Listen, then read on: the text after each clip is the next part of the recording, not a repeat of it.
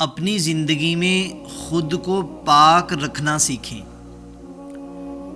آپ کا پاک صاف ہونا، آپ کا پاکی حاصل کرنا یہ بہت ضروری ہے۔ بہت سے لوگوں کی شکایت ہے کہ بھئی ہم پر جادو ہوا ہے، ہم پر کسی نے تعویذ کروا دیے ہیں۔ اس طرح کی آج کل جو ہمارے معاشرے میں بہت سی باتیں اس طرح کی اڑی ہوئی ہیں۔ لیکن ہم کیا کرتے ہیں، ایک طرف ہم نماز پڑھ رہے ہیں اور دوسری طرف ہم شیطان کو راضی کر رہے ہیں۔ ایک طرف ہم قرآن پڑھ رہے ہیں اور دوسری طرف ہم شیطان کو راضی کر رہے ہیں۔ بیچ ہی گناہ اور بیچ ہی نیکیاں۔ تو اس سے جو ہے شیاطین جو ہوتے ہیں، شیاطین جن جو ہوتے ہیں، ان کو انسان کو، مسلمان کو تنگ کرنے کا موقع ملتا ہے کہ جب آپ پاک نہیں ہوتے۔ میرے دوستو، آج جو میں آپ کو طریقہ بتانے لگا ہوں ان سے جان چھڑوانے کی، جو بندہ اس کے بارے میں سوچتا ہے، ٹھیک ہے، جو بندہ تو سوچتا ہی نہیں ہے، جس کا تقوی اتنا مضبوط ہے، جس کا قرآن پہ اتنا یقین ہے، نماز پہ اتنا یقین ہے، اللہ پہ یقین ہے، وہ تو بہت اچھی بات ہے۔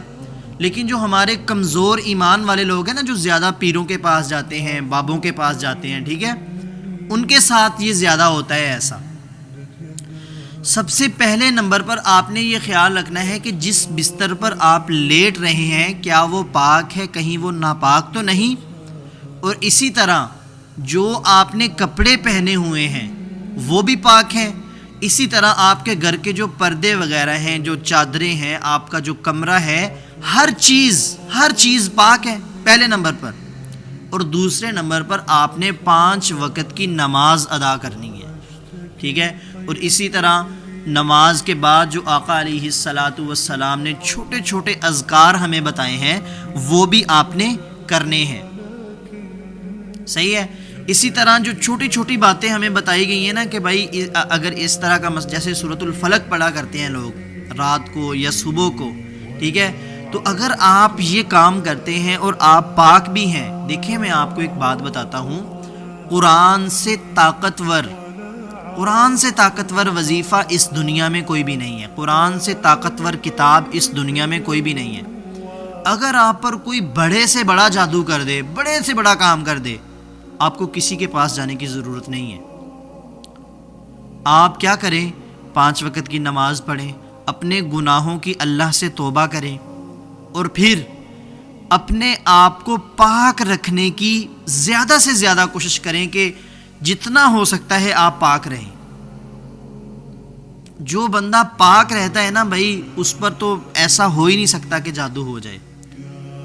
آپ خود سوچیں، اگر اس طرح کا کوئی بھی معاملہ ہوا ہے آپ کے خاندان میں، آپ کے کہیں قریب میں، تو پھر اس میں کیا ہے کہ وہ بندہ پاک رہنا چھوڑے گا۔ سب سے پہلے اگر جس پر بھی اس طرح کا کوئی مسئلہ ہو، جس کو شیاطین تنگ کرے، پاک صاف جگہ پہ ان کا کوئی کام ہی نہیں ہے۔ جب ہم گندگی میں رہتے ہیں نا، جب ہمارے گھروں میں گندگی آتی ہے تو وہاں پر شیاطین جو ہے وہ اپنے ڈیرے لگاتے ہیں۔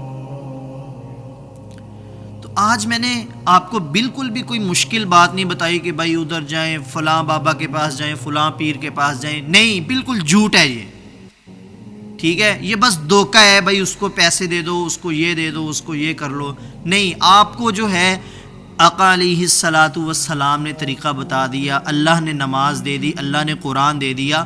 میرے دوستو، جب آپ اس طرح جاتے ہیں نا کسی کے پاس، تو پھر آپ کا یقین نہیں رہتا اللہ پہ، ٹھیک ہے، قرآن پہ آپ کا پھر یقین نہیں رہتا۔ تو اس لیے اپنی زندگی کو بناؤ، اپنی زندگی سے یہ جو ناپاکی والے کام ہیں، ناپاک رہنا، گھر میں کوئی اگر ہے جو نماز نہیں پڑھ رہا، آپ سب پڑھ رہے ہیں، تو اس کی نحوست سب پہ پڑے گی۔ پھر بے نمازی تو دیکھیں اس کے بارے میں کیا حکم ہے، بے نمازی کے بارے میں۔ مسلمان اور کافر میں فرق کرنے والی جو چیز ہے وہ نماز ہے۔ نماز دین کا ستون ہے، ٹھیک ہے، نماز مومن کی معراج ہے۔ تو اس طرح کی کتنی پاورفل احادیث نماز کے بارے میں ہمیں ملتی ہیں۔